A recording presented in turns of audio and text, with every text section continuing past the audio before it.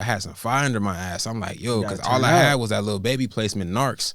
You know what I'm saying? So Yeah, that's okay, going yeah, up. hard. You know Yeah, what I'm yeah, saying? yeah. But at the time, I didn't know how to, I had no BMI shit set up. I just knew how to make beats. I didn't really know anything about the business whatsoever. Yeah. So it's like when my daughter was born, I was like, okay, this is, I like to act. I like to use manifestation through your heart chakra. You know what I'm saying? When you manifest in something and you activate the heart chakra, What's the heart chakra? The heart chakra is in your chest. It's like your heart, like that emotion. Like you ever like feel like that, like it's almost like a love type feeling, or like it can make you sad, or it can make you love. When you activate and tap into that energy, that's what really like it's crazy, bro. Because when my daughter was born, my heart felt heavy because I'm like, I gotta make something happen for my baby girl. Like, you know what I'm saying? I can't.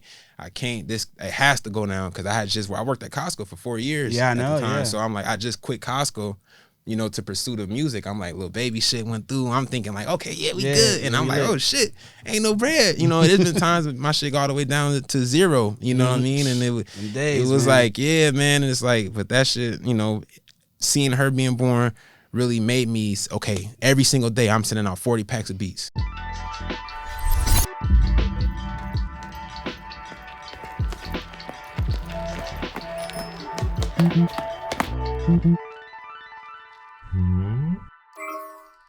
Yo, it's your boy Hakeem, and you're watching Our Generation Music. And today I'm with a new homie of mine, Kid Hazel. How we doing today, my boy? Good, my brother. How you doing, man? Yeah, man. Good. Yeah, you know what I'm saying? Happy to be here. You know what I'm saying? Man, we appreciate that, my boy. What's this merch? What does it say again? Oh, so mine's is the Swing of Sword. Okay. Yeah. My boy Saint, he got this spiritual awakening. You know what I'm Okay. saying? So this is out the UK. My boy Saint, he be going crazy. So, Oh yeah, no, that's just super dope. I know you're a super spiritual guy. Yes, sir. Very into, you're vegan. Very into your higher self and everything. I want to talk about a bunch of stuff. I want to talk about your music. You producing. Your come up. Your sir. new accomplishments and your spiritual side. Yes, sir. I want to start this off by saying, do you believe that like your come up was divine? Yeah, I do. I definitely do, because it's like, once I understood, like, because it's like we raised our whole life and we thinking like, okay, boom, our parents told us that we got to do this, so we gotta, we gotta go to religion and different things like that. But you know what I'm saying, I was also raised that way. You know what I'm saying, I was raised Christian. But as I started to, you know what I'm saying, I want to say, get into the right frequency and awaken, I started to understand that the true creator gave us the power to, you know what I'm saying, create our own path, you know what I'm saying, our own destiny. So I started understanding that, man, and I really just started applying the manifestation aspect to everything, and then it was crazy because it was like, as soon as I like stopped, praying and asking for something, I would ask it from within myself, you know what I'm saying, because I believe that God created us all in his image, you know what I'm saying, so we have that ability to be able to, you know what I'm saying, do things, and whatever Really, we want to do in this life, I feel like it's possible. So you're fully intact with like the fact that like we're way more powerful than we think we are. Yes, definitely.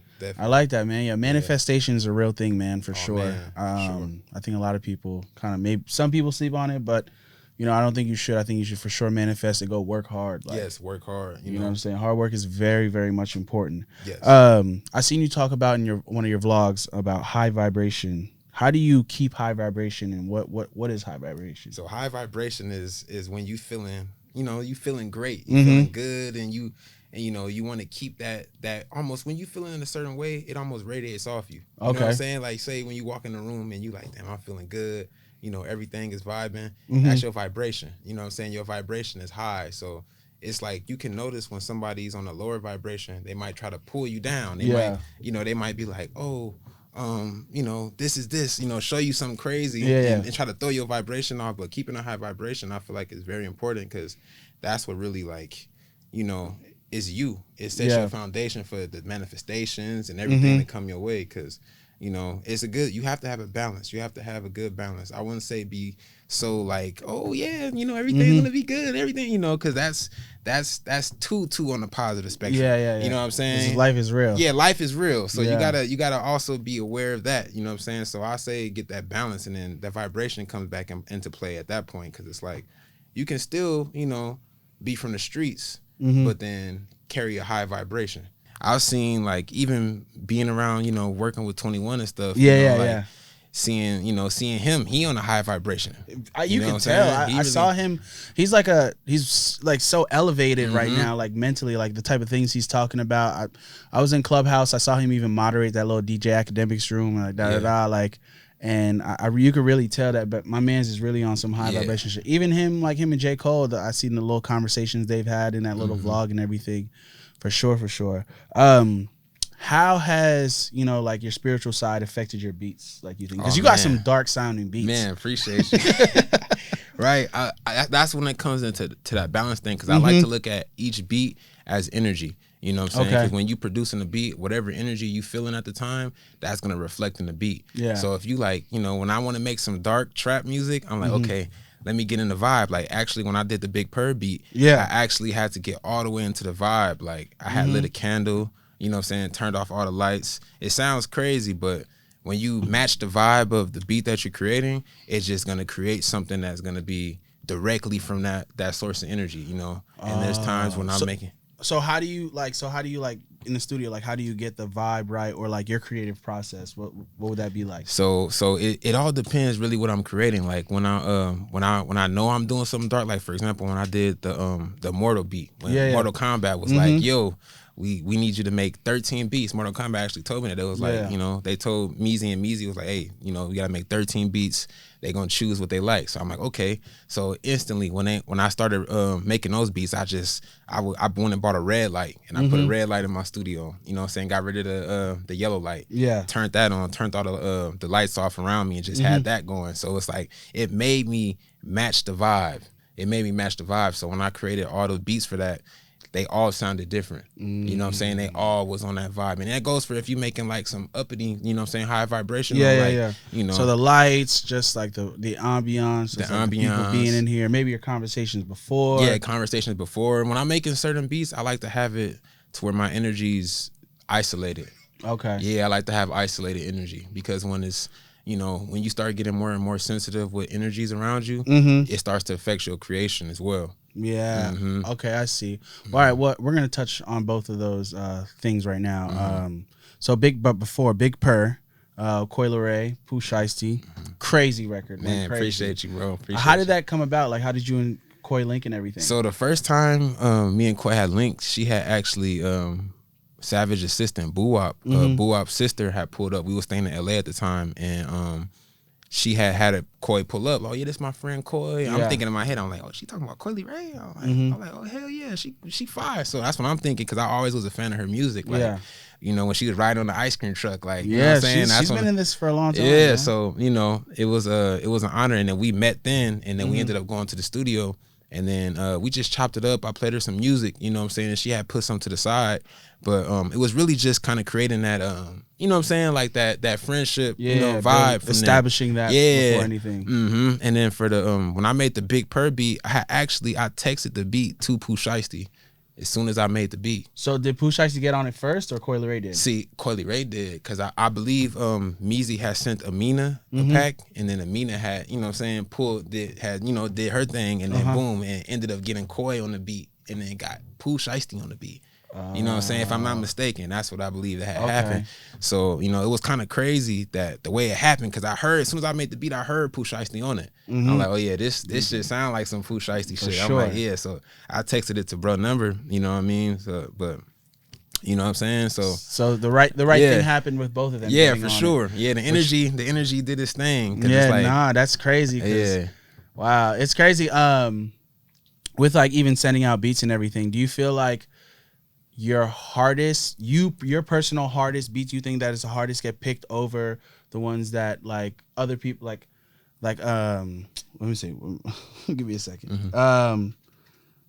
What do you wow, I'm shot. Good, do you find people taking what you think is your best beats, or the ones you might not like? I would say it's like a half and half thing. Like there's times where I'm thinking like there's times Savage was like, hey Hazel, play some beats, and I'm playing shit, I'm like, oh yeah, I know Savage finna kill this shit. Like I made this like 2 days ago, I already know for a fact, like it's instant. And then like I might play it, and he like, oh, play another one. And I'm like, oh shit, yeah, you know what I'm saying? So it's like, hurt. You know what I'm saying? That goes for other producers. Like, you know, when you go into a session with an artist, you thinking that you playing the beat that you know for a fact that they want. Yeah, that shit always be backfiring sometimes, because it's like the artist, they don't want nothing that you think that they would get on. They want something that's gonna make them do something. They might want something that could challenge them. You feel what I'm saying? They might want something that's gonna challenge them and to do something different. You know what I'm saying? I noticed that a lot with working with Savage. Like, you know what I'm saying? He's really elevated his sound, so I had to elevate my sound to match that. You know what I mean?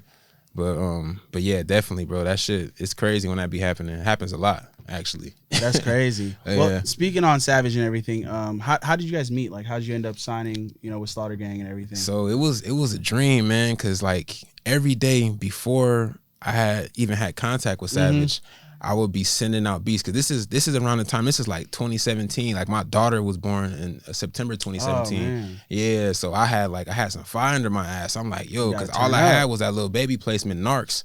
You know what I'm saying? So that's going up. You know what I'm saying? But at the time, I didn't know how to, you know, I had no BMI shit set up. I just knew how to make beats. I didn't really know anything about the business whatsoever. So it was like, when my daughter was born, you know, I was like, okay, this is, you know, I like to use manifestation through your heart chakra. You know what I'm saying? When you manifest in something and you activate the heart chakra. What's the heart chakra? The heart chakra is in your chest. It's like your heart, like that emotion. Like, you ever like feel like that, like it's almost like a love type feeling, or like it can make you sad, or it can make you love. When you activate and tap into that energy, that's what really like it's crazy, bro. Because when my daughter was born, my heart felt heavy, because I'm like, I gotta make something happen for my baby girl. Like, you know what I'm saying? I can't, this, it has to go now, because I worked at Costco for 4 years. Yeah, I know. So I'm like, I just quit Costco, you know, to pursue the music. I'm like, Lil Baby shit went through. I'm thinking like, okay, we good. And I'm like, oh shit, ain't no bread. You know, there's been times my shit got all the way down to zero. You know what I mean? And it was like, yeah, man. And it's like, but that shit, you know, seeing her being born really made me, okay, every single day I'm sending out 40 packs of beats. You know what I'm saying? I was sending out the same packs. You know what I'm saying? Producers watching, it's okay to send them same packs out, because an artist might not hear something, but this artist might hear something. You know what I'm saying? And then whatever get done, then you get it cleared. You know what I'm saying? But as you continue to grow, don't do that. Do you think it's like the best, like with that situation? Because I've heard just like, oh, he used it and he used it and this and that. Do you think it's best if artists reached out and was like, yo, I used this? Yes. That's one thing artists I've had in my experience. They don't really reach out and, you know what I'm saying, and tell you that they did the beat, because they might have 1,000 things going on too. So they might have fucked with the beat and then did something on it, but then you might not never know. Exactly. And that's kind of what happened with Savage and Nudy, because the first thing that I sent a pack out that had the Since When beat in it. I sent it to Nudy's email, and his engineer DJ VJ, shout out my brother DJ VJ. He's the one who opened up the pack. This is before I met him, and then he played the Since When beat for Nudy. Nudy like, okay, say less. This is it. And Nudy got Savage on it, and then Savage was like, hey, who produced that? You know what I'm saying? So he had Meezy reach out to me and was like, yo, Savage fucking with you, bro. Like, he trying to be the first producer in Slaughter Gang. Like, I'm like, jeez. Hell yeah. Like, this, like, reminds you, my daughter was just born. I'm like, yo, something gotta happen. Something gotta happen. Man. And then it's like, boom, that happened, you know, and I was like, hell yeah, you know. So it was really an honor to be able to do that. And right after that, we went on tour with Post Malone. First tour ever on Post Malone. That Post 3-month tour, huge. Bro, crazy. Wow, you done seen some shit, bro. Man. Crazy, lived bro. A lot. That's an experience on its own. That's a whole different worldly experience, bro. A whole different worldly experience, bro. Like, from working at Costco every day, pushing carts in the bakery with my feet sweaty and muddy and dirty, you know. So I took those moments and I actually acknowledged them, because I knew, I'm like, one day I'm not gonna have to do this shit. Yeah, exactly. So I'm gonna work hard right now, so I could say, like, okay, I did that. You know what I'm saying? That builds integrity. In your human experience, you did that. I did that from the, you know what I'm saying, to clean up the poo-poo and clean up all the, you know what I'm saying? You gotta do that, man. Yeah, man, I'm always grateful, you know? So it's like, after that, working with Savage, then tour, you know, and from there, it was just, wow, you know. That's crazy. Do you feel, so Since When, do you feel like Since When is like the most important beat you've ever made in your career? Or it is? Yeah, definitely the top 3. What's the other 2? I would say Narcs by Lil Baby was definitely up there, because that's the one that that was my first Atlanta big record, like with an artist that was on the come up. You know what I'm saying? So that kind of like let people in Atlanta know my sound, even though at the time I had never stepped foot in Atlanta. You know what I'm saying? I'm living in Vegas at the time, you know, and it's like making beats like Atlanta artists, making beats like, cause you know, looking up to 808 Mafia, Metro Boomin, you know what I'm saying, Sonny Digital, you know what I'm saying, all those producers, and I'm like, okay, I'm making shit like that. So I'm like, I gotta get artists that's gonna rap like that. I'm, you know, sending shit to Atlanta every day, sending beats out to Atlanta, like treating it like a job. You know what I'm saying? You gotta send beats out like a job. You gotta wake up 9 o'clock, send beats out, pack after pack after pack after pack, cause everything is probability. You feel what I'm saying? No matter what. If you send out 1,000 packs, the probability that you get a hit back off 1,000 packs is probably like 3 or 4 out of 1,000 sends. You know what I'm saying? I heard someone once said like getting like a placement with like a Post Malone or 21 or like these big artists is like winning. It's damn near close to winning the lottery. No, exactly, bro. Because you know everything in this world, in this matrix, is all probability. No matter how many times you do something the same way. If you thinking that it's gonna happen, this outcome is gonna happen. If you continue that same continuous effort, that outcome is gonna happen. You know what I'm saying? Like without 100%, and it's usually people that give up on themselves before it happens. It actually happens. I don't know if you've seen that meme before when the guy was digging to the diamonds. Then it's like he turned around right before he was one layer away from the diamonds. It's like I can't tell you how many times that's happened to a lot of talented people. For sure, 100%, you know what I mean? Man. You got to always keep pushing, man. Keep pushing. As my football coach in high school would say, you got to finish the drill, man. Man, you got to, bro. You got to finish it. 'Cause somebody going to finish it. Yeah. Better make sure it's you. Yeah, somebody going to finish that shit. So it's like, you better eat your food before somebody come in. Sop up your remainings. Oh, God. Well, all right. So we did, you know, briefly, you did kind of mention Mortal Kombat and everything. You just worked on the Saw soundtrack. How different is it to work on a soundtrack than it is for like, you know, making something for an artist? Man, the soundtrack is like, it's 10 times more pressure. Oh, why is that? Yeah, because you're thinking, it really depends on the person, because I'm an overthinker. Like I'm getting out of that. But like I would overthink in my head, like, damn, like the Hello Zep beat, like Spiral, the single that Savage did, that I sampled Hello Zep. Like shout out Charlie Cowser. He's the one that created all the original Saw sounds. And when they told me, they were like, hey Hazel, we want you to sample Hello Zep for the main song that Savage is gonna use. I'm like, okay. So I made that same beat like 5 times. You know what I'm saying? I had 5 versions of Spiral, 5 different versions. So when it came time to playing them for Savage, like I started off at 1, boom, play that one. He like, all right, play the next one. I'm like, okay, boom, play that one. Oh, damn, play the next one. In my head, I'm like, fuck, I thought this was gonna be the one. And then I'm going down the list, and I get to the one that he ended up choosing, and I'm like, okay, I see why he chose this. You know what I'm saying? It's different, it's fast paced, and you know, and then that's for that though. But the other songs, it also had that same type of pressure, because then, you know, shout out Mark Berg, Jordan Berg, and Oren Koyus. They, you know, the creators of Twisted Pictures and the whole, you know, did the whole Saw franchise. They kept it all in house.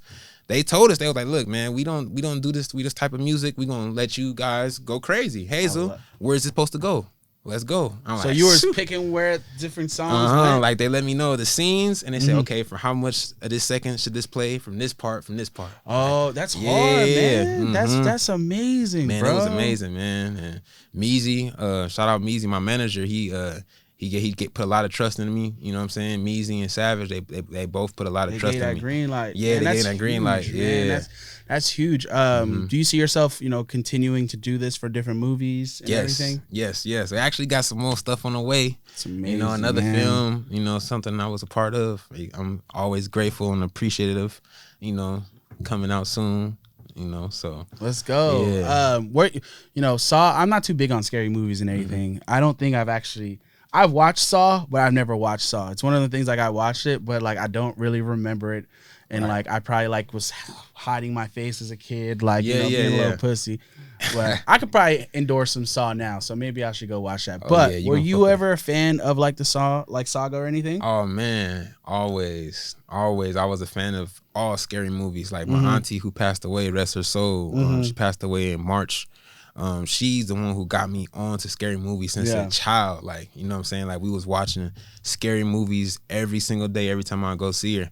So, you know, when the Saw franchise that came out, I became a fan of that. You know what I'm saying? I was a fan of Jigsaw.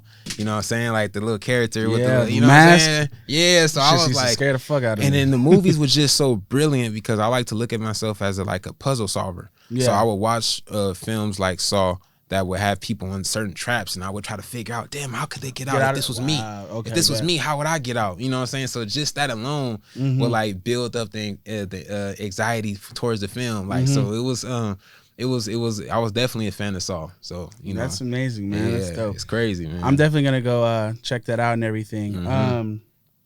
Wow, let's talk about the shit that just came out, man. Yeah. Savage Mode 2. Even I Was. You produced on both of those. Yes. You also collaborated with Metro and everything. Yes, yes. You know, what was that collaboration process like working with Metro? Man, it was crazy because, you know, as a producer, as a lot of producers, you know, coming up, I looked up to Metro and still do. You know what I'm saying? Man. So it was really like, man, like, this is the dream come true to be able to work with somebody that I actually, you know what I'm saying, like will watch in the beginning, you know. So Metro's a real cool dude, is, you know, especially if you come and you know what I'm saying, you present yourself the right way, you know, you ain't doing no crazy stuff, and it's gonna always be love. So he was just like, hey Hazel, like he had started the My Dog beat that let's take it back to I Was when we did ASMR. He had some starters that he had made. He was like, hey Hazel, he was like, I'm gonna send you these, you know what I'm saying, let's go crazy. So I'm like, all right, for sure. So I'm like, hey, he sent me the pack. I actually went back to my hotel and I made the ASMR beat with what he sent in my hotel room with headphones on. You know what I'm saying? So, and it's like, okay, boom, this is hard. So, you know, the next day I wanted to make sure I wanted to show him how serious I was. And I wanted to make sure the next time I saw him, I had everything he sent me was done. You know what I'm saying? So it was literally the next day I made sure I finished every single last one of the starters that he And how many starters he sent you? It was 5. And you spent all night just banging those out? Yeah, all night. Yeah. How long does it usually take you to, like, you know, make a beat? Like, so I used to be a quick, you know, I used to do stuff quick, but I started to learn I'm more quality over quantity. You know what I'm saying? So I'll take my time now. Like I'll take my time and I'll spend like an hour and a half on a beat and then really get it the way that I want it to be. You know what I'm saying? Because I like to look at each beat as my children. You know what I'm saying? Beats are my children. Man, too. Yeah, because it's like, you know, I might have a beat that I made in 15 minutes that might live on my laptop for the rest of his life. You know what I'm saying? And I might have a beat. Yeah, to the right time. Yeah. You never know, you know, and I have a beat that I did for an hour. You know, it might live on my laptop, send it off. I like to see sending beats off is like sending your beats to college. They go graduate college. They become a record. Like, you know what I'm saying? They become somebody's record. Now they did something, you know, and then they take care of you. Just like, you know, we supposed to take care of our parents when we get older. Your beats take care of you. You know what I'm saying? So, but yeah, man, it was just, you know, it was crazy. I like to take my time now though. That's good. So like what when you like got back to the studio with Metro and everything, you played him everything, what was his reaction like? Or was Savage there and he got on it right away? What happened? So I had played as soon as I got back to the studio, I was just going over stuff, making sure my headphones didn't let me like overstretch no 808s or make anything off. And once I had went through everything was sounding good. Yeah. He came back in. He was like, "Oh yeah, play me them things." I'm like, "All right, for sure." Then I played them. And then he was rocking with them. So I was like, okay, cool. Because I'm thinking in my head, I'm like, damn, hopefully, you know what I'm saying? I don't want to mess it up. Because I'm thinking like, man, this already sounds fire. I don't want to put something and mess up this masterpiece, you know? But and they ended up playing it for Savage. And then Savage, as soon as we played the ASMR beat, Savage, pull that up. Running, you know what I'm saying? Pull that up. So with all that being said, have you ever even been nervous around maybe like cooking up from scratch with an artist or cooking up with a producer you might have looked up to? Yes, plenty of times. Do you feel like you ever like blew it or like any like, oh man, I fucked up, or like I didn't go as hard as I should have? Yeah, for sure. Because it's like there's times when your anxiety be up and you be overthinking. You like, damn, I don't want to mess up nothing. You know what I'm saying? You like, I don't want to mess up nothing. So that makes you not be able to cook up the way you supposed to. You know what I'm saying? Especially when you get around producers, you want to cook up something from scratch. You got to. You know what I'm saying? Because, you know, the producers that ushered us in our generation. You don't want to use no loop. You want to really impress. You know what I'm saying? Shout out all the loop makers. But you know, the producers that ushered our generation in, they was cooking up from scratch. You know what I'm saying? So it's like when you get it with other producers, it's like somebody can be like, oh, I do drums too, but I got this loop. So, and it's like, you know what I'm saying? It's like, what are we doing? Yeah, it's like, what are we doing? Like, I'm gonna make 2 bass lines, like, you know what I'm saying? So it's like, it's good when you get with producers, you know, cook up from scratch, like, you know, and that or if you got a producer that's a loop maker. Yeah. You know, we doing it like that, you know, from scratch. But yeah, there's been a few times where I could say was it like, who was it? Like, was it let me think. With Metro, I the first time I cooked up with him, I cooked up something from scratch, and I feel like I did my thing. I did my thing enough to where I'm like, okay, he could at least add something without having to go and just completely destroy what I, you know what I'm saying? Because you know when you fucked up when a producer collabing with you, and then they go turn off everything you did. Niggas do that. Niggas will do that, bro. Like they gonna do that. They'll turn off everything you did and then just start back over and be like, oh yeah, you wanna add something? Like, yeah. Is that just like the unspoken rule of like, yo, nigga, what are you doing? Yeah, because it's some unspoken rules in the producer game. Really? You know what are some of the unspoken rules you think in the producer game? Some of the unspoken rules I would say is you get in with certain people, you gotta cook up something from scratch. You gotta show you at least one time. You know what I'm saying? The first interaction, we gotta cook up something from scratch. Then you know I know you can, you know we both know we can cook up something. Like put a loop up now. You know what I'm saying? Like it's just like it's like the McDonald's All American game. It's like, yeah, all right, bro. Yeah, you know what I'm saying? Cooking up with Cardo one time. You know what I'm saying? I was trying to start something and couldn't start nothing because I was just trying to think like, damn. You know what I'm saying? So you know what I'm saying? It was a time like that, and then. Really, that's it. I haven't had too many of those moments, like, but unspoken moments. Yeah, the unspoken moments. Yeah. Oh, as for producer, more unspoken moments. Shit, stealing like certain like what niggas certain sauce. You know what I'm saying? Certain sauce. It's okay to like look up to a producer or like, you know what I'm saying, kind of craft your sound around somebody, but it comes a time where you have to kind of venture off to create your own sound. Yeah. You know what I'm saying? And there's a lot of people that, you know what I'm saying? They just, they're still you know making what I'm saying? They might want to make a Pyrex type beat, you know what I'm saying? And they might do, you know what I'm saying, some shit like Pyrex or Chase the Money. They're not even adding to what they did. And they might just run with that. Or, you know, there's been plenty of times where I even hear people using a sword. You know what I'm saying? So a lot of times I hear producers using a sword on their beat, you know, and it's like, I don't be getting mad because I used the 808 MAFIA siren when I was coming up producing. Yeah. But it's like when you put it out as a body of work and then you kind of leave, it's like putting a Metro laugh on something and then leaving it on there. And then big artists come get on it, then it's like, you know what I'm saying? They gonna look I always at you find like, it's like a little, it's different. But like, I feel like it's just like, I feel like, yeah, that's another unspoken thing for sure. Yeah, it is. You know it really is. I was gonna say like something, that. But yeah, it's just unspoken. Unspoken. Bro, don't do that. Yeah, don't do that, bro. Like, it's just common sense. Like, you know, I'm not gonna use Metro Laugh. Or I'm not gonna use Sizzle Siren or you know Hazel Sword Swing. You know what I'm saying? Different things like that. It's out of respect. Yeah, for sure. Get your own Purr. Get your own little vibe, you know what I'm saying, and go crazy with it. Well, speaking of tags and everything, tags are so big in rap. Like, you know, producers now more than ever, I think, are household names. You know, recognizable tag like, yo, that's so and so. You know you about to vibe when you hear Jets. You know you about to vibe when you hear Metro and Southside. Like, yo, you know what I'm saying? When you hear those tags, it's about to be lit. Like, how did you come up with the sword? Like, where did the sword come from and everything? Oh man, so when I had first signed with Savage, I'm sitting on the tour bus. It's on the Post Malone tour. Yeah. And I'm like, I need another tag. I mean, because I had Kid Hazel on the beat. You know what I'm saying? Yeah. Kid Hazel, was that a girl, this right? one. Nah, that's actually Fatboy SSE. Oh, okay. Yeah, that's sorry, my boy Fatboy. Yeah. I'm sorry. My boy Fatboy made that for me. I'm sorry, man. My boy Fatboy made that for me when we first met, bro. When I turned 21. Fatboy was in Vegas. The first time meting Fatboy, he was like, shit, you live out here? I'm like, yeah. He said, I'm trying to come to your house then. So I'm like, word. So Fatboy, Pat, and a few other of his people, they pulled up to my house. My mom and shit, everybody was there. We was just vibing. My mom made like veggie burgers, like for everybody. Like it was a vibe.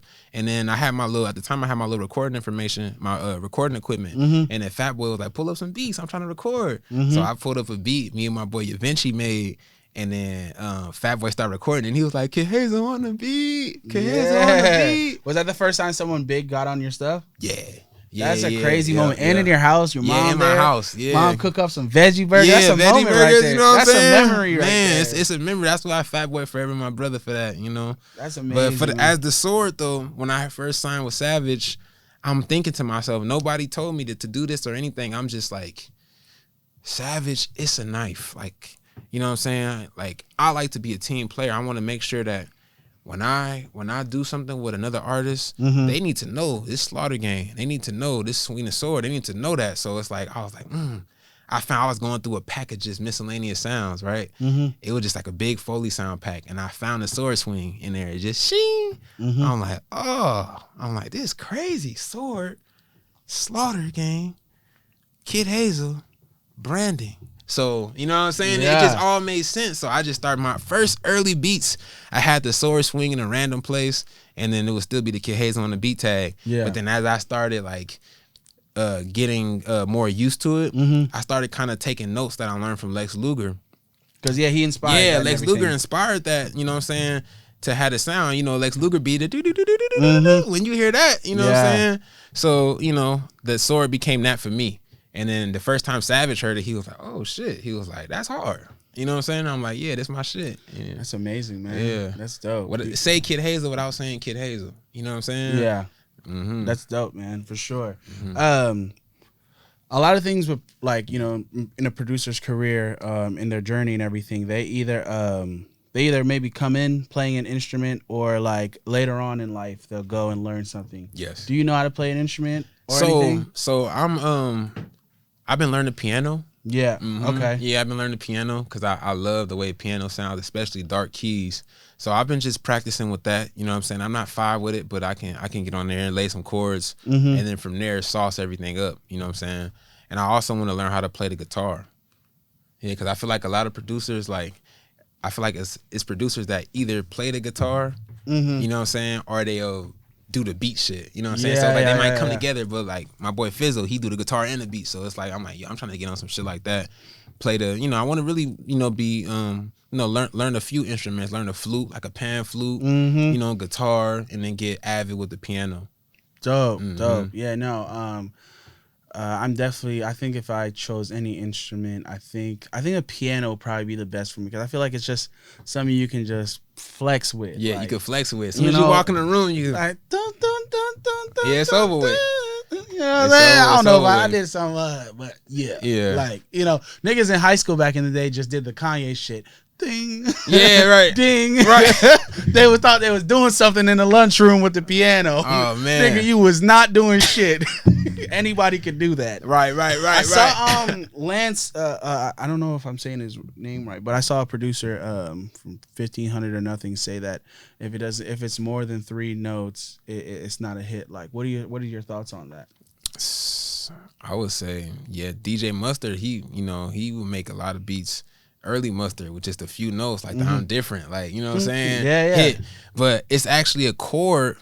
I forgot the name of the chord that's in a lot of pop songs. It's the same chord that's in the chord progression. It's a certain progression. Yeah, that's in a lot of pop songs, and it's like that chord is almost what makes it a hit every time. Wow. You know what I'm saying? It's certain, like, because the brain, the human mind picks up frequencies. We respond to frequencies the best. So it's like music is something that you can actually send messages with. So when people hearing certain frequencies, you know what I'm saying, it might resonate in their brain to feel, oh, I love this song. Yeah, it makes you feel good. Yeah, it makes you feel good. Sad. Mood music. Mood music. Exactly. Yeah, Dope, you know what I'm saying? So it's like when you master that aspect and understand that's all music is frequencies, then you can implement certain frequencies to get a certain reaction out of people every single time. Amazing. Well on spot for sure. You know, the producer lifestyle is one that is like, it's long. It's you know, sometimes you don't even get the shine that you deserve. So mentally, it dawns on you and it fucks you up, and you're constantly in the studio. Niggas be getting fat off of it because they just sitting in the fucking studio, like, for real, eating Postmates and making beats. Yeah. What's your mental state, you know, as a producer, and even the mental state on producers in music? Oh man. Mental states are very important, you know, very, very, very important, because the mentality can completely, you know, take you to a dark place. Yeah. You know what I'm saying? So I like to say sunlight, man. Like, that's the number one thing for me. Getting sunlight. Like, that's very important. Like, whether you go outside and you sun gaze and you get it directly, or you just go outside and let your body feel it and see the sun, that helps me a lot mentally. So you know what I'm saying? You think it's not a good thing to like just sit in the studio, or you got to go outside and just catch a little bit? Yeah, you got to catch a little bit of light. You know what I'm saying? Because if you think about it, the reason why people start feeling that, you know, the mental state starts slipping away is because you might be in the studio all day. You might not be getting no sleep. You might not be getting the right nutrients. You might not be getting the right minerals in the body. You're not seeing sunlight. You know what I'm saying? Our skin needs sunlight. You know what I'm saying? So it's like, as humans, when you go outside and you get that sunlight, you're getting vitamin D. You're getting, you know what I'm saying, euphoric, you know, hormone releases that only trigger when you see sunlight. You know what I'm saying? So that's helped me a lot during the whole COVID pandemic lockdown. Yeah. I wasn't really moving around too much because at first I was real like, hey, like, no, like, I got, you know what I'm saying? I was real, but I started to understand what's really going on. So it's like, okay, I'm back out. But say that conversation for off camera. Yeah, we'll say that for later. but yeah, man, during those times I would go out and I get like at least 30 minutes of sunlight every single day. And man, it really, you know, made a difference in my production. Yeah. Made a difference in my mental clarity. You know what I'm saying? I stay away from hard drugs, you know what I'm saying? And it's liquor hard. and the weed these days? Yeah, no liquor, but I still consume marijuana. You know what I'm saying? I still like the weed, you know what I'm saying? What even wine? Like, is wine considered hard drugs? Like, see, wine is cool, you know what I'm saying? Wine is a cool little sit back vibe. Just hear the word. I just said the most craziest shit. Wine is not hard drugs. I'm just saying that to him because I know what type of person he is. Yeah. Body. Right. So wine is you know, is very acidic, and it helps break down food. You know what I'm saying? Me, I've been vegan for about 4 years now. Yeah. So it's like I don't really consume anything that needs a lot of heavy breaking down. So when I was drinking wine here and there, like I tell my mom, like, cause me and my mom would smoke a joint, drink some wine, vibe out. You know, but I started noticing, like, damn, it would tear my stomach up. Like I would really feel it in my stomach, and I would feel it in my body. I'm like, yo, I could feel it way more than I normally would. And I started doing research on it, and wine actually helps break down meats. Like, if you consume heavy meats, or like, oh, so that's red why meats, people drink it. Yeah. Wine actually helps break that down in the intestines and stuff, because that meat otherwise has a hard time being broke down in the human body. You know what I'm saying? So wine is actually a very complimentary thing that people can have with meat to help them break it down. I thought niggas was just being fancy.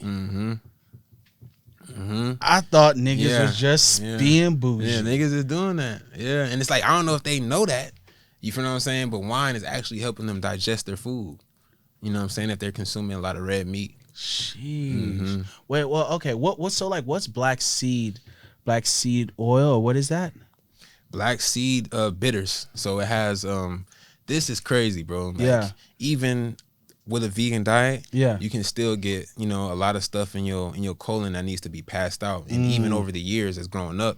So, you know, bitters, they actually, you know, this is something I take every day, and it helps my my body cleanse itself. You know what I'm saying? Cleanse my intestines. There's several different other herbs in here that help with, you know, mineral intake, skin, hair growth, you know what I'm saying? Because my locks, I'm trying to let them go down to the ground. So, oh, you're never gonna cut them? Never. Yeah, I love that. Rastafari. Rastafari. Yeah, man. Yes, sir.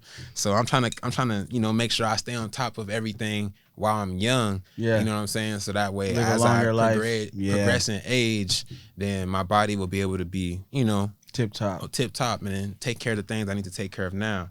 You know. I feel that. I saw there's one thing people were tripping out and like was like really like, yo, this is gonna help you from COVID. In the beginning of COVID was sea moss. Like, what is sea moss? Yeah. Oh, sea moss is amazing. Like, so it's crazy because I actually have a sea moss company. I sell. Oh, tight. Yeah, I sell dry sea moss for people that create gel. Sea moss has 92 out of 102 minerals that the human body is comprised of. So with that alone, you adding sea moss to your diet is going to fortify your system to a level that is previously unmatched if you're not consuming it. Because they tell you to have vitamins. Vitamins are actually processed versions of minerals. You know what I'm saying? Some vitamins. Wow. So when you get sea moss, you're getting the minerals raw. You know what I'm saying? So that's going straight to your eyes, your skin, your joints. You know what I'm saying? Dr. Sebi would demonstrate a lot. He was in his 70s, 80s. He would drop straight down to his knees. He'd get back up and be like, yeah, the sea moss. You know, the sea moss fortifies the joints and it eliminates mucus from the body. Yeah, because that's what causes all diseases. That's what causes all diseases. You know what I'm saying? Mucus in your pancreas could cause your pancreas to overproduce insulin or underproduce insulin, which causes diabetes. You feel what I'm saying? That's the root. You know what I'm saying? You got to attack the root of each illness. And sea moss is something that can help eradicate that. Now to the sea moss store we go.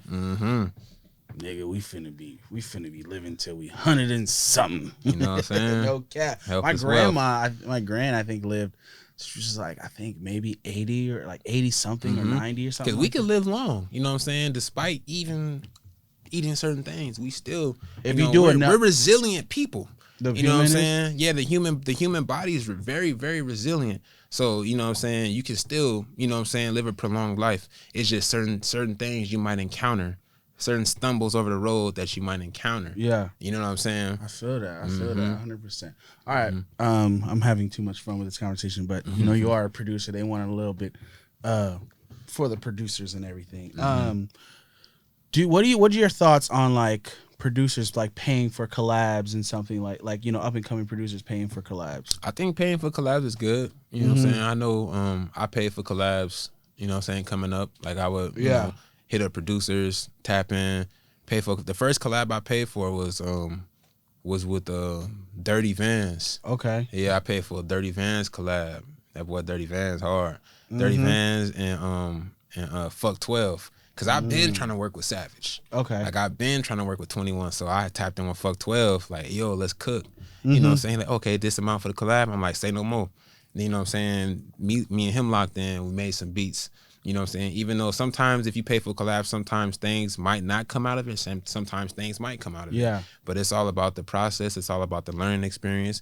And it's all about locking in those relationships. I know any producer that's paid for a collab with me, we meet down the road or anything like that, it's already going to be love. Because it's like, look, you know what I'm saying? You already showed me that you trying to work. You already showed me that you serious. It just shows, you know what I'm saying? To you, it just shows how serious you are. How serious you are. And even if those producers, I respect producers that don't too. Because it's like, you know, you got your own path and you sticking to it and it's going to be successful. Amazing, you know what I'm saying? Amazing, straight up. Man.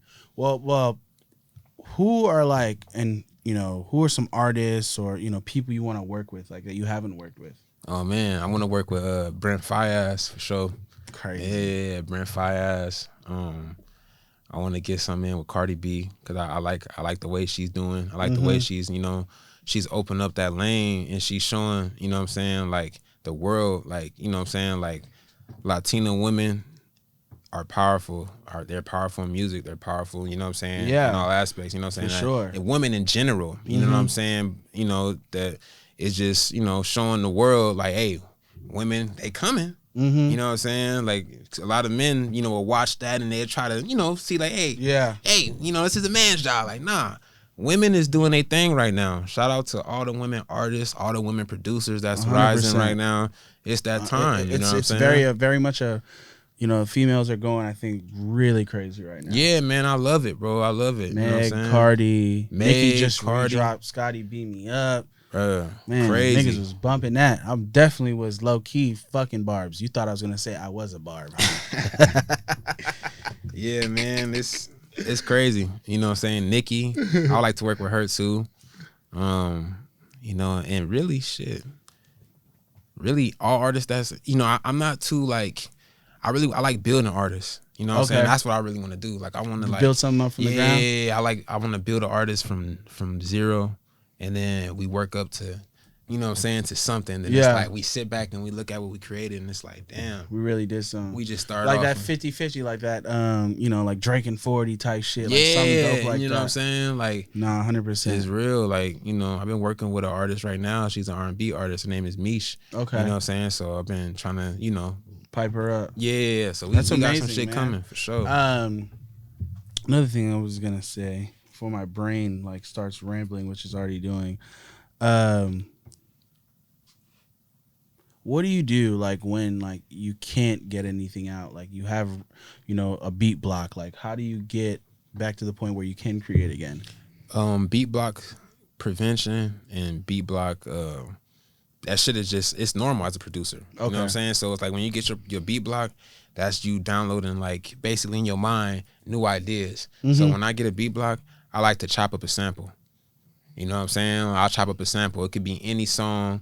It could be, you know what I'm saying, something Savage might text me, or just some song like I might hear my mom listening to. And I'm like, hey, what's the name of that song? Or I might hear my girl listening to. Like, hey, what's the name of that song? I like sampling anything that's like old. So it's like when I do that, that challenges my brain to kind of like do different. And that's what gets me out the beat block every time. Chopping up a sample, sampling. No, for sure. I think that's super dope. You just text your mom and be like, yo, what's some songs I was listening to growing up? Yeah, no, exactly. You know? Yeah, a lot of Anita Baker I sampled a lot of Anita Baker. Lauryn Hill. It's actually crazy, bro, not to get off topic, but for I Am I Was, Savage's record, Letter to My Mother, that was actually a Lauryn Hill sample at first. Oh, yeah, crazy song, bro. The original Letter to My Mother was crazy, but Miss Lauryn Hill didn't want to clear it. You know what I'm saying? So, you know what I'm saying? She's Lauryn Hill, man. Yeah, you know what I'm saying? So it's like, it's all good, you know what I mean? We went back and we did some things to, make it still slide, but the original Letter to My Mother, man, was crazy, yo. Wow. Crazy, bro. Maybe something will happen later on where it gets released. Hopefully. You know, maybe a deluxe or something 5 years from now. Who knows, man? You know? They can just re-release like Scotty Beat Me Up. You never know these days. It's crazy. You never know. Know. Another thing I was going to say is, you know, being with 21 and being that he's so successful and everything and he's, you know, one of the biggest artists in the world, like what kind of advice does he give you? Like, you know? Shit, get it out the mud, you know? Like, get it, you know, get it out the mud. Like he really did, though, man. It's crazy. Get it. You know what I love about 21 and his story is that, like, you got to see the rise of 21, like him in the projects with his fucking dirty white tee on, like, you know what I'm saying? Like him nothing to him now. Yeah. And then you even see him reverting to a different stage. There's constant growth. I really, really love, like, when you see an artist grow, you don't just see a nigga pop up with some fucking with some shit. Like, bro. I don't Where's the growing process? Where's the growing process? Yeah. Where's the story? Where's the growth? You know? Yeah. Man, like even when I first came around, like the first time I had my first session with Savage, this is like February 2018. You know what I'm saying? I was in LA All-Star Weekend tapping on my boy Fatboy. You know what I'm saying? Pulled up on him. And then Meezy had actually hit me up and was like, yo, you in LA? I'm like, yeah. Like Savage said, pull up to the studio. So I'm nervous. I'm with 4 of my homeboys. We had you brought them or you told them you got to chill? Nah, I told them we got to chill. You know what I'm saying? Cause don't be getting mad when you're the friend, nah, man. And that's one thing. That's one thing. Like producers got to understand, everybody can't go with you. Yeah. You know what I'm saying? Everybody can't go with you. It's just a life thing too. Yeah, in life, you know what I'm saying? It's like some opportunities are meant for you to experience. It's a part of your divine purpose. You know what I'm saying? So when you start, hey, you know what I'm saying? I got to bring my niggas with me. That's cool. You could bring your niggas up with you still, you know what I'm saying? But lock that in first. You know what I'm saying? And then circle back on your boys and like, hey, look, I'm going to fly you down to Atlanta. I'm going to fly you down to LA. Let's get in the studio. You know what I'm saying? So that way you can really put them on. Cause then I notice when you do it, trying to do it all at the same time, it's like somebody might have this intention, you might have this intention. Yeah. You know what I'm saying? But when you start getting around artists, you start getting around real money, you see how people really start acting. Yeah. You know what I'm saying? And how things really work and how people really move. You know what I'm saying? You see somebody's real intention, you put somebody around somebody that they starstruck in front of, then they'll really show you. You know what I'm saying? So yeah. No, 100%. Pulling up there, man, it was crazy because I saw that growth, you know, like he still sounded like Savage Mode Savage. Like that, the original Savage Mode Savage when I first met him. You know what I'm saying? He made a song in front of me. I'm like, it's crazy because I had 21 Savage type beats that I had made a year previous. On your YouTube, prior. Is that YouTube channel with, I think it's like 1,000, 1,500? Is that yours, right? Yeah, that's mine. Yeah, you have the vegan eats and beats and shit. Yeah. Kid Hazel beats. Yeah, you're gonna continue doing that and everything? Yeah, I want to continue to do the vegan eats and beats. I want to take it to a larger scale and then have somebody record me while I do it so I can really like get into it a little better. You know what I'm saying? Now also I'm like a part-time chef, like, you know what I'm saying? Not like commercially, but like at my crib, like being vegan, it allowed me to get really creative with my food choices. You know what I'm saying? Being vegan and a producer and all that. Like I love cooking. Like I saw that you made some like fake like fried chicken with cauliflower or like oyster mushrooms. Oyster mushroom. Yeah. You take the oyster mushrooms, you fry them, boys. I promise you, it tastes like chicken because it's all the seasoning. You put the right seasoning in there. It's the same thing with the beets. You season them beets up the right way. You know what I'm saying? They gonna hit. They gonna taste good. Hit. Do you think it's like? Is there a formula? Like in your opinion, is there a formula for making beats that like I know this is gonna go, or it's still just like like it's just out of thin air? Or you think like at your point, like I know this hi-hat, this clap, this shit banger. Yeah, I would say it's a little formula at this point. I would say it's a little formula, because I do my hi-hats the same way every time. Oh, okay. Yeah, I got my own way I do my hi-hats, but I don't. I can't have it preset and pull it up. Like each beat I make, I have to make everything new. You know what I'm saying? Like how, like so if I'm gonna get to put it in perspective, like to get a lot of work done, you might make a hard ass hi-hat melody, right? And you can save it. You know what I'm saying? Or make a hard 808 line, save it, and then pull it back up so you can get beats done. You know what I'm saying? The workflow, it just helps with the workflow. It helps the workflow. But like with me, every time I do a new beat, it's a new vibe. It's a new energy. I'm trying to like fester. So it's like I be having to make it everything from scratch. You know what I'm saying? I have to do my hi-hats, my kicks, my 808s. You know what I'm saying? Everything from scratch at that time, just so I can make sure that it's, you know what I'm saying, it feels different in a way. Or you're offering something new to the world. I love it. No, 100%. Where did, like, with all the different things that, being in health and music and everything, and now even like scoring movies type shit, like what else do you see yourself doing in the future? Oh man, I want to have a huge garden. Yeah, like I want to really like get to nature. Garden? I want to get a few acres. Like I want to get some acres. That's a farm. Yeah, I want to have a farm. Like I really want to like be self-sustainable because I'm looking at things nowadays and it's like if the grocery stores were to say nobody can't come in here no more, then what are we gonna do? We don't know how to grow food no more. We don't know how to dig for water. We don't know how to do a lot of things that our ancestors did. So I want to slowly, as I get my money in this music, I want to put it towards stuff like that. Agriculture. Yep. I want to get land. I got some land in Africa. I actually got land? Mm-hmm. I got some land in Ghana. Nice. Have you been to it? Or? I still haven't been yet. Because you probably bought it over COVID? Yeah, no. So I have a good friend of mine. His name is Walla. He's real prominent over there. And he lived in Vegas for a good amount of time. He was doing music. So he was the first person that was cashing me out for beats before I was even doing stuff for Lil Baby. Like he was like, hey, Hayes. He was like, I was $4,000 for these 3 beats. I'm like, hell yeah. I'm like, hell yeah, bro. Gotta let them rich African niggas, man. I'm like, shit, my dog. So, but my mindset is I don't want to keep milking you. I'd rather you put, hey, let's work, bro. Like how can I make more money? Yeah. What can I do to make more money? You know what I'm saying? I don't want to keep milking you. You know what I'm saying? Because I don't want you to think of me every time, oh, here come this nigga. I'm out to 4 racks. Here's another 4 racks out the drain. Like I'll make beats for you. I don't have a problem with that. You know what I'm saying? Put me on. How you paying me 4 racks for beats? Yeah, put me on. That's my mindset. Yeah. So he like, shit. He like, man, look, you know what I'm saying? The time will come. So I'm like, all right, you know what I'm saying? So we tapping in. I'm like, hey, why here go a free beat, my brother. Like, it's love. Yeah. Oh, hey, it's no, thank you. You know what I'm saying? So, and then we locked in for about 3 years, a year and a half, well, I say 2 years. Yeah. And then like a year ago, he had tapped in and was like, hey, Hayes, he was like, you still interested in getting land? He was like, I got, you know what I'm saying, X amount of acres over here, showing out the paperwork, the deed and stuff. And he had a crazy crib in Las Vegas. So I'm like, dang. So he finally opening up and letting me know. And he like, shit, we could work something out. So we worked out something, you know what I'm saying? I got 2 acres to start with. Great price, worked out all the paperwork. So that's amazing. Yeah. Man. So I want to get into real estate, Ghanaian real estate. Because right now the land is cheap, and it's tropical areas. You can grow anything, any fruit, any vegetable. Yeah. What's the which one is J. Cole playing for right now? What country? What? Y'all don't know, huh?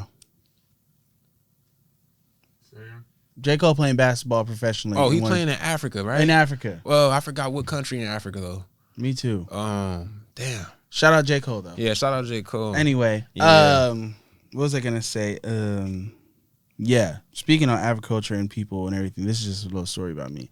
When I came here to America when I was 9, like I was living in Jamaica, so I lived that life of like picking fruits, falling out of mango trees and aki and like fucking catching fish and sour sap. Like, bro, that was like my favorite thing to do was find new fruits every day. Yeah. Like every day I'll come home from like school and shit and I'll just like run into, it's called a common, it's like, which is the forest here. We call it the common and shit. And just like find new fruits and animals and like catching lobster and crayfish with my hands. Bro, I remember like I did in front of some white bitches when I first came here. They're like, how did you do that? I'm like, bitch, you just, Right. Take that bitch out the water. Right. Straight up. So we straight. Yeah. Y'all niggas, y'all need to grow some shit. Hey. Cause y'all gotta grow some shit, all right? Cause we straight out here. We catch lobsters out of our hands and shit, man. Yeah. We straight.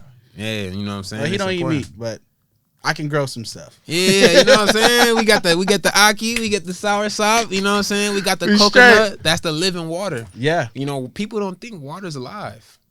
Whoa. Water's alive. So, you know what I'm saying? There's a lot of water that you have, you know what I'm saying? This is dead water. You feel what I'm saying? It's in plastic. It's not running no more. You feel what I'm saying? When water's in the stream, it's moving. You know what I'm saying? That water is filled with life. Something living can't be living in something dead. You feel what I'm saying? That life is that water is filled with oxygen. You feel what I'm saying? So it's like nowadays we drinking dead water. You feel what I'm saying? We really got to be drinking living water like coconuts. You know what I'm saying? Water from springs, deep. You got to dig. You know how deep you got to dig to get spring water? Like you got to dig deep or you got to be getting it straight from the mountain. And it's almost like you piercing someone's skin and getting something like, you know what I'm saying? When you go to the doctor, they pierce your skin, they pull blood out. When you pierce the earth, you pull water out or you pull oil out. You feel what I'm saying? One of the two things. But I started getting into that. So I started drinking more living water, coconut. You know what I'm saying? Coconuts. I started getting more into, you know what I'm saying, finding out the living spring water. You know what I'm saying? It's crazy. And you feel it. It's filled up with, the spring water is filled up with nitrogen. Wow. You know what I'm saying? It's more, you know, I had a nitrogen cup that when you press the button, it bubbles it up. You know what I'm saying? It makes it back to what it once was when it was still running. You know what I'm saying? Once it's sitting in that plastic for a long time, it's dead. It's just like you just flushing your body. Stop killing the fucking water, man. What's wrong with these niggas? Man, bro, my crazy. Boy, we usually do this and everything to close it out. This was amazing. I really fucked with all the knowledge that was dropped in here. What's your message for our generation? Oh man, everything y'all doing is amazing, especially with not us personally. What's your message for our generation? Oh, wake up to the knowledge. You know, wake up to the knowledge, understand who you are, you know, believe that you can do anything you can do. You know what I'm saying? If you believe that you can do it, you put the footwork in, you put the time in, it's gonna work. You feel what I'm saying? That goes for anybody, no matter what you doing. I don't care if you want to be an astronaut. If you're like, yo, I'm trying to be an astronaut, start resourcing and figuring out the steps to be an astronaut and put it in the work. And I guarantee you're gonna be that. You feel what I'm saying? I guarantee you, whether it's producing, writing, songwriting. If you want to do movies, you know, doing movies was something that I once wanted to do. You know what I'm saying? So that goes for everybody watching. Manifest your dreams, put the work in, and reality will become, you know, it'll become reality. You know. Thanos has spoken. I'm playing. My brother.